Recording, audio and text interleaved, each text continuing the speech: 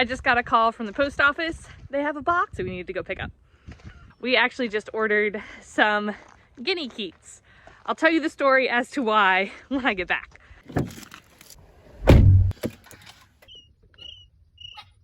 We just picked up our box of baby guineas. Hopefully the guinea keats are all healthy and alive. We'll see soon.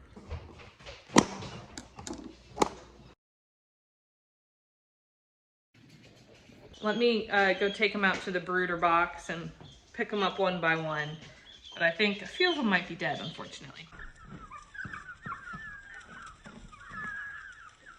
I'm going to tell you guys the story behind why we got guinea keats because it's kind of a funny one.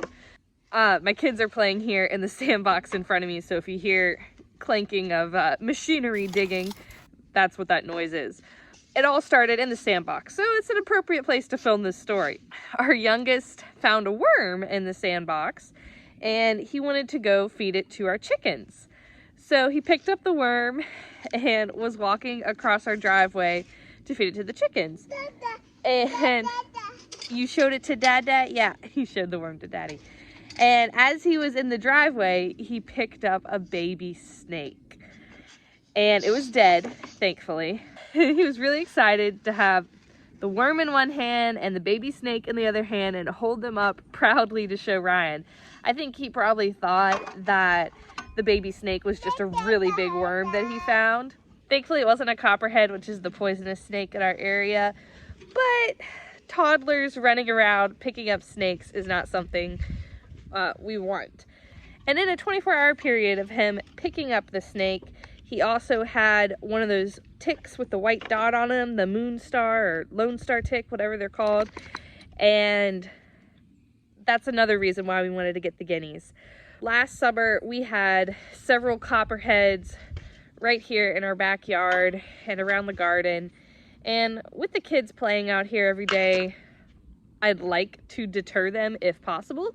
And so we've heard mixed reviews, but one way you can deter them is by getting guineas. So we figured it was worth a shot.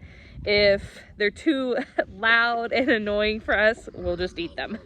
We're hoping that the guineas, we can have them actually free range and survive out here and hold their own against Lucy, our big red lab, but time will tell on that.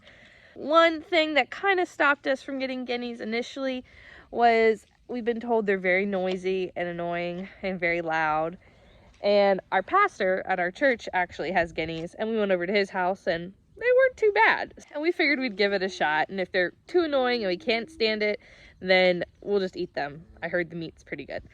So that's the story behind why we ordered those guinea keats. Unfortunately, the ones in that box don't look super healthy. I ordered them through tractorsupply.com and just went and picked them up at the post office. And Tractor Supply said they will be shipping me out a brand new box of guinea keats. So hopefully the next batch that arrives look a little more healthy and they aren't all dead like these are. That's the story behind why we got guineas.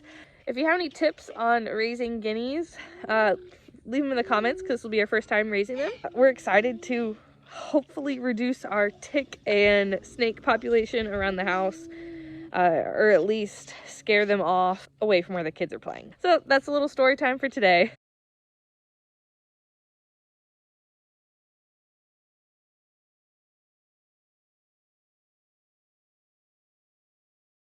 Can you guys hear the chirping? We just got back from the post office where we picked up our new baby chicks. It's always kind of funny walking into the post office these days because typically you hear the sound of little baby chicks. The post office gave me a call when our chicks came in and I drove over there to go get them. They're just in cardboard boxes with some ventilation holes. We ordered our chicks from Murray McMurray Hatchery.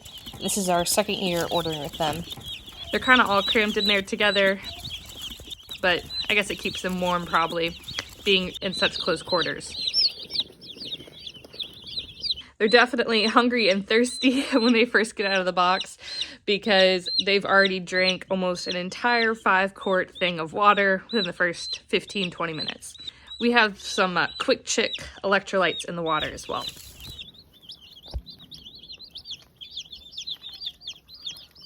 There are currently about 8 layer hens in the brooder box as well that are going to be going to my sister-in-law. Most hatcheries will have a minimum amount of chicks that you can order at one time for shipment. And so my sister-in-law added a few other chicks to our order to qualify for shipping. I think these little guys are so cute, so I want to show you guys all the different varieties we have in the brooder box right now. My sister-in-law, like I mentioned, had ordered some chicks that she's going to pick up tomorrow. This is one of hers. It's a Rhode Island red chick. I think it's kind of fun to see what the different chicks look like. It has a little red coloring, very similar to Lucy. I think this one is either an Americana or one of our free chicks. Murray McMurray Hatchery gives you a free chick when you order your chicks. This is another one of the free chicks. I'm not 100% positive what it is. It has some fuzzy feet, so I'm thinking maybe it's a salmon falvarella. We had a free salmon falvarella last year. One thing to be on the lookout for is what's called pasty butt, which is basically where their poop gets stuck to their bottom. And you want to make sure that you clean it off so that the chick does not get sick. This one is a speckled Sussex chick. I think it looks really pretty. I think it looks like it has a very dramatic eyeliner kind of going on there. I think it's very cute though. I mean, all chicks are cute. This is one that's going to my brother and my sister-in-law. Let me know in the comments what your favorite variety of chicken is. I think it's always fun to hear different people's opinions on what they like raising the best. I'm pretty sure this one's an Americana. We also have a variety of the Americanas in the brooder box as well. The Americanas are kind of fun because they'll lay blue colored eggs. There are also a few barred rock chicks in here as well. They were definitely the hardest ones to get a hold of though. This is one of our Cornish cross meat chicks. They're so cute when they're all fluffy. They will get kind of ugly here pretty quickly. The meat birds lose their fluff and start to get feathered in, and they look kind of crazy until they have all their feathers.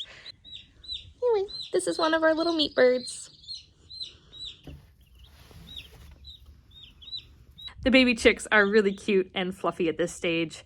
They definitely will be growing pretty quickly here, so subscribe if you're not already to follow along with that process. I hope you guys enjoyed seeing all those little cute baby chicks. Hope you guys have a great rest of your day. Bye, y'all.